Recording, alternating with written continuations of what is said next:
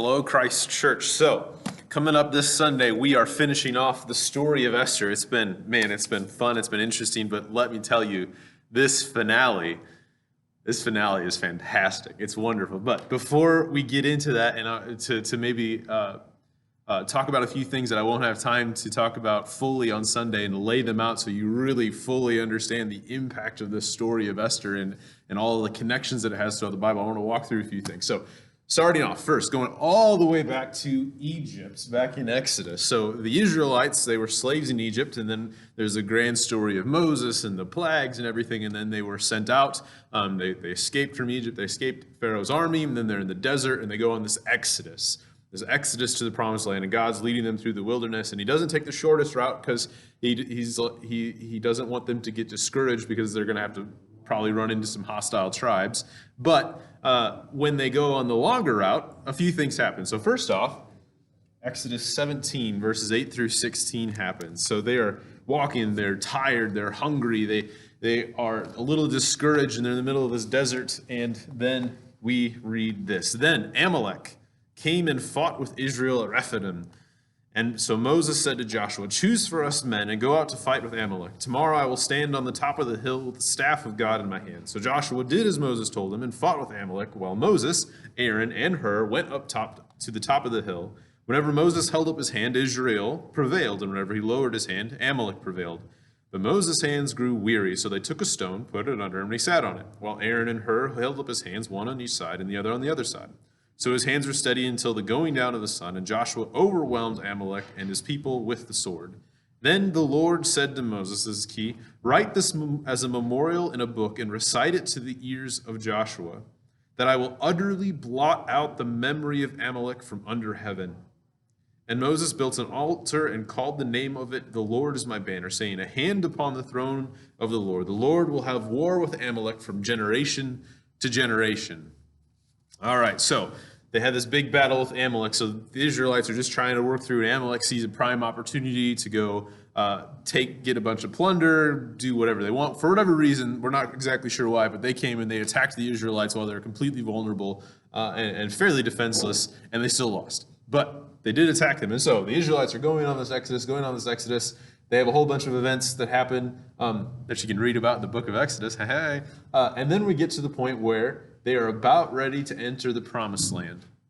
And Moses is dying. And so then he is going to hand off the title, the leadership, the role to Joshua. And he's recounting everything that Israel needs to remember to them in the book of Deuteronomy. And so in Deuteronomy chapter 25, verses 17 through 19, he specifically says this: "Remember what Amalek did to you on the way as you came out of Egypt, how he attacked you on the way when you were faint and weary, and cut off your tail, those who were lagging behind you, and he did not fear God.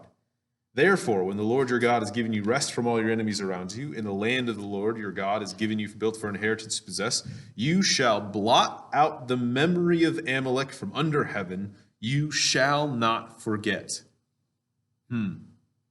Interesting stuff. What does this have to do with Esther? You'll see. Keep hanging there with me. So they get to the promised land, and fun things are happening in the promised land. Joshua is in charge of everything, and we read in Joshua chapter 5, verse 1, that as soon as the kings of the Amorites who were beyond the Jordan to the west, and all the kings of the Canaanites who were beyond the sea, heard that the Lord had dried up the waters of the Jordan for the people of Israel until they had crossed over the river, their hearts melted. And there was no longer any spirit in them because of the people of Israel. They were afraid of the Jews because of what God was doing to them. Clearly, there's something special about these people, and they were afraid of them.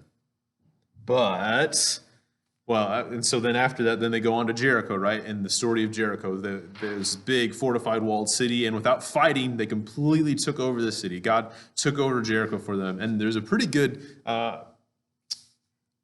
notion that what God was doing as the Israelites were coming into this promised land is he was probably, most likely, and according to this pattern, probably going to drive out all of the people in front of them. And there's a lot of reasons, a lot of conversations to be had going on around this. I'd love to talk more about that. But there's a very good argument to be made that the Israelites were never going to have to fight a battle in order to possess the promised land.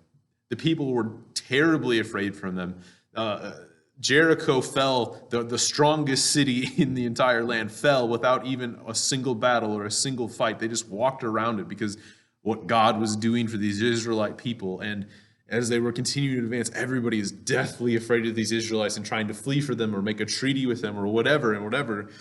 And then Joshua chapter 7, verse 1 happens. But the people of Israel broke faith in regard to the devoted things. That is, when they were going in and taking the plunder from Jericho, they were commanded not to take any plunder, except for the few things that were to be devoted to the Lord. But those were not for any Israelites' possession. Those were for the Lord and the Lord only. However, for Achan, the son of Carmi, son of Zabdi, son of Zerah, of the tribe of Judah, took some of the devoted things. He took some plunder. And the anger of the Lord burned against the people of Israel. And what happens from there? They go on and they're about to fight the people of a very small city and take them over. And so they send a small expeditionary force out there and they get routed. For the first time in this entire campaign, the Israelites lose. And all of a sudden, everyone in the promised land who was deathly afraid of the Israelites, because clearly they're invincible. God even dried up an entire river for them to cross on. Aren't so afraid of them anymore. And so you can read through the book of Joshua, into the book of Judges, and into 1 Samuel and 2 Samuel, Kings, and whatnot, that Israel did not fully inhabit the promised land, the people in the promised land that God was going to drive out before them. There's other promises here where he talks about that. Didn't happen. And this taking of plunder was that first domino to fall, that first sin, when God was no longer on their side such that they were an invincible force. Now they were experiencing defeat. They were experiencing struggles. They were experiencing the fear because God was not before them fighting all their battles before they ever got there anymore. That plunder piece really threw a wrench into the entire history of Israel, because now that all of these other cultures with their idols and their wicked practices like child sacrifice and other such wicked things weren't driven out, and so they stayed in the land as Israel took it.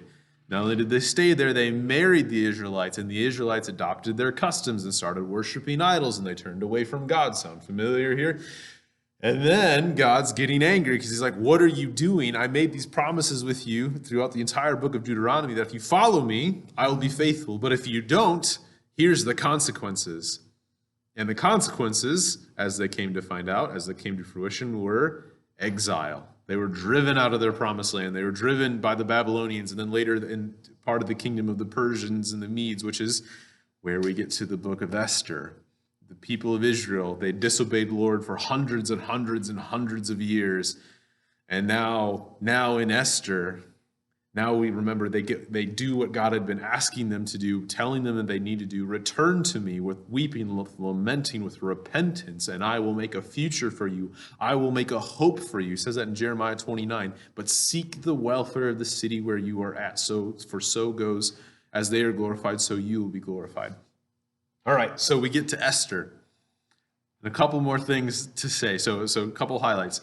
Amalek attacked the Israelites. The Lord said, I'm going to wipe them out. I'm going to wipe their memory out. Deuteronomy, they're reminded what the Amalekites did, and God, and they're charged to do exactly that. So they're in the promised land.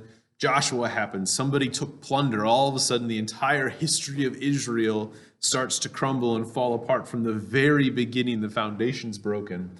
And then as they're in there, as the kingdoms are going on, then we get to King Saul in 1 Samuel 15, verse 7 through 9, we read this. One more page. Verse 7 through 9. And Saul defeated the Amalekites from Havilah as far as Shur, which is east of Egypt. And he took Agag, the king of the Amalekites, alive, and devoted to destruction all the people with the edge of the sword. But Saul and the people spared Agag and the best of the sheep and of the oxen and of the fattened calves and the lambs and all that was good, and would not utterly destroy them. Now God had told, he had commanded Saul to utterly destroy the Amalekites, to fulfill the promises he had made and the charge he had made in Exodus and in Deuteronomy throughout the Israelites' history, but Saul didn't do it. And specifically, he did not kill King Agag. And he took some plunder that he wasn't supposed to take. You get a little theme going on. Your Israelites taking plunder when they're not supposed to, leading to bad things.